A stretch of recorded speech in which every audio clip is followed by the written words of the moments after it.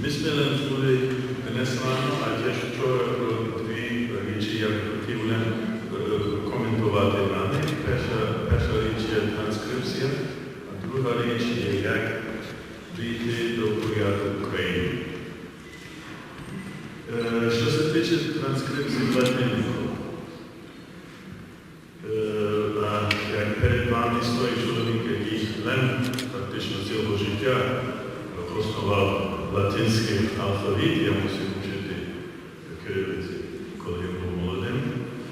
Já bych len povím tak, to je veliká škoda, jak já raz povím v Praze, možná 30 roky tomu, veliká škoda, že polský jazyk, český jazyk, slovenský jazyk, chorvatský jazyk ne v kyrilici, bo kyrillika je přírodní alfabet za slogan. Veliký problém, že Češi dodají háčeky, Poláky píšu 2, 3, 4 liter za jednu bukvu. To prostě.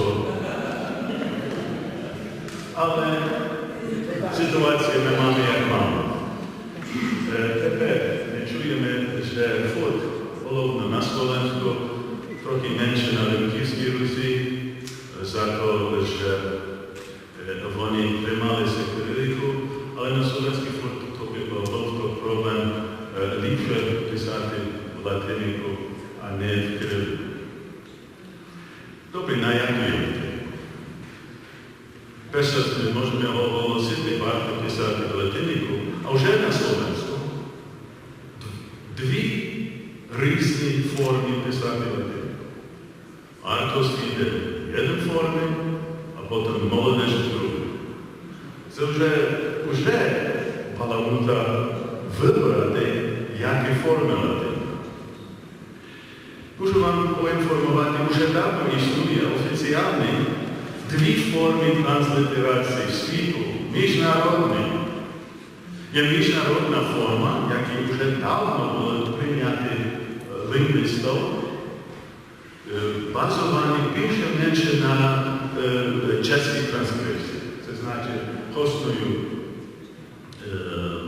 hostują haczyki, a na H to może być C, H albo len X. Ale w każdym przykładzie to jest jeden system. Drugi system jest system Kongresowej Biblioteki w Ameryce, jaki jest bazowany na jak anglomowny wysłowie. Ale też na przykład wybrał ten sam system Ukrainy, który oni piszą w latyniku. I w Kongresowej Biblioteki już przyjęty transkrypcję oficjalną na rosyjski język.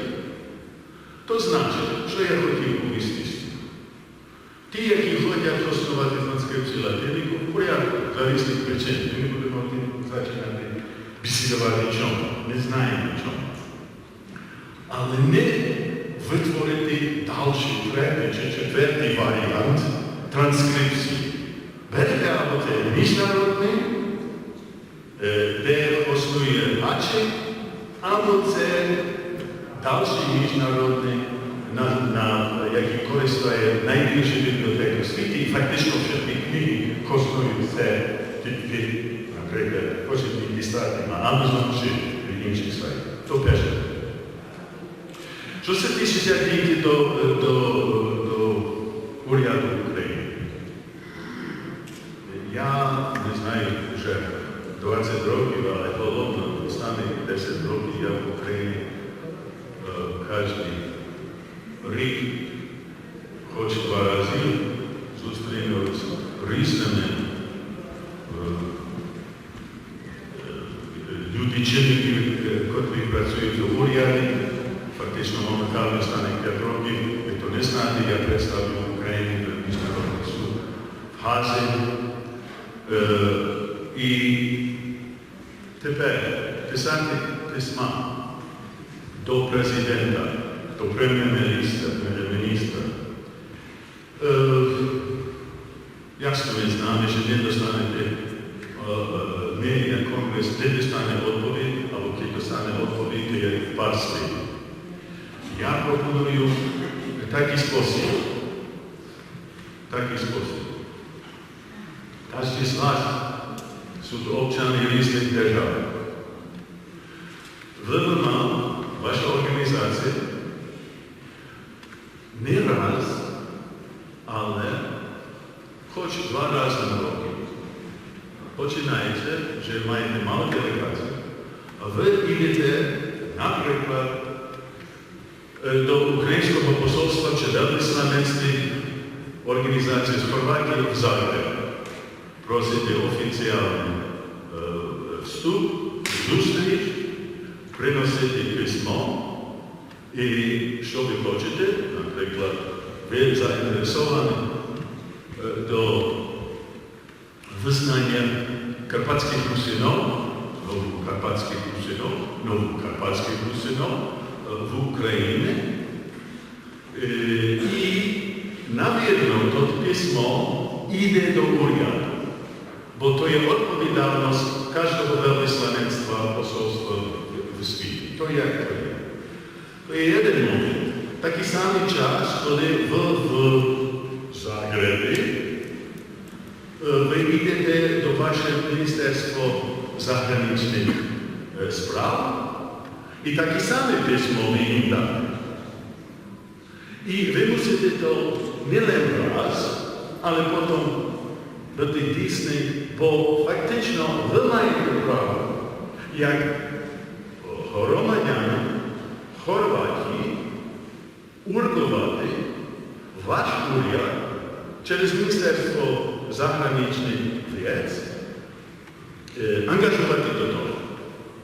Між іншим, то є, що ми робимо в Америці, ми вже робили в Америці, не знаю, кілька років, і фактично уряд дістане до ті письма. І був приклад, коли сам сенатор Маккейн, голова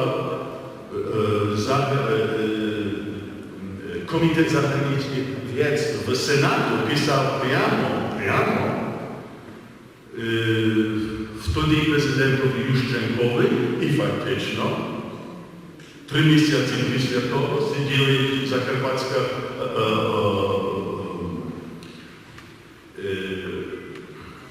Народна рада, не Народна рада, обласна рада Закарпаття і підтвердив визнання русинів на території Закарпаття. Це значить, то є спосіб, а не написати письмо до президента, а повісти, не жодний відповідь не писав. Є конкретний спосіб це зробити. І кожен з вас би мав це починати робити до кінця цього року.